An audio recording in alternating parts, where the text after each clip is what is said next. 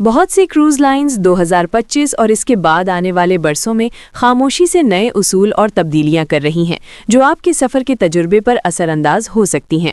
یہ تبدیلیاں عام طور پر لاگت، سہولیات اور جہاز پر مہمانوں کے رویے سے متعلق ہوتی ہیں۔ ذیل میں 9 ایسی اہم تبدیلیاں اور قواعد و ضوابط کی وضاحت دی گئی ہے۔ 9 خاموش کروز قوانین اور تبدیلیاں۔ 1. مشروبات کے پیکیجز پر سختی۔ تبدیلی: کروز لائنز مشروبات کے لامحدود پیکیجز کے غلط استعمال کو روکنے کے لیے زیادہ سخت ہوتی جا رہی ہیں۔ وضاحت: وہ لوگ جو اپنا ڈرنک پیکیج دوسرے مسافروں کے ساتھ شیئر کرنے کی کوشش کرتے ہیں ان پر اب سخت نظر رکھی جا رہی ہے۔ کئی لائنز نے اب سخت وارننگز جاری کی ہیں اور پکڑے جانے کی صورت میں پیکیج منسوخ کرنے کا حق محفوظ رکھتی ہیں۔ اس کے علاوہ پرائیویٹ آئلینڈز پر پیکیجز کا استعمال بھی محدود کیا جا رہا ہے۔ 2. جہاز کے بڑے ریسٹورانوں میں نئے حدود۔ تبدیلی: مین ڈائننگ روم میں آرڈر کیے جانے والے کھانوں کی تعداد پر پابندیاں عائد کی جا رہی ہیں۔ وضاحت: مثال کے طور پر کارنیول کروز لائن نے اب مہمانوں کو مین ڈائننگ روم میں صرف 2 مین کورسز آرڈر کرنے کی اجازت دی ہے اور تیسرے کورس پر اضافی چارجز مثلاً $5 لگائے جاتے ہیں۔ اس کا مقصد کھانے کے ضیاع کو کم کرنا اور آپریٹنگ لاگت کو کنٹرول کرنا ہے۔ 3. روم سروس کی پابندیاں اور فیسوں میں اضافہ۔ تبدیلی: مفت روم سروس کو کم کیا جا رہا ہے اور روم سروس کی فیسوں میں اضافہ کیا جا رہا ہے۔ کئی کروز لائنز نے اب مینیو میں سے زیادہ تر آئٹمز پر ڈیلیوری فی یا لا کارٹے چارجز لگانا شروع کر دیے ہیں۔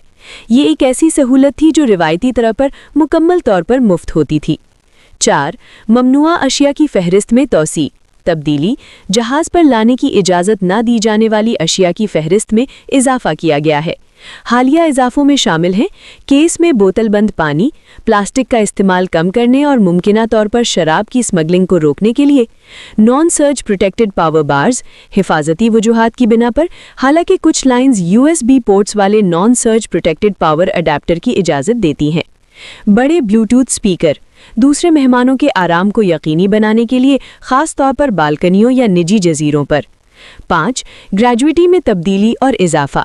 تبدیلی: زیادہ تر کروز لائنز بغیر کسی بڑے اعلان کے روزانہ کی تجویز کردہ گریجویٹی، ٹپس یا خدمت کے عوض رقم میں اضافہ کر رہی ہیں۔ یہ خودکار اضافہ خاموشی سے کیا جاتا ہے اور یہ آپ کی روزانہ کی لاگت کو بڑھاتا ہے۔ حالانکہ آپ کے پاس اس گریجویٹی کو ایڈجسٹ کرنے کا اختیار ہو سکتا ہے، لیکن کروز لائنز اکثر اس میں اضافہ کر دیتی ہیں۔ 6.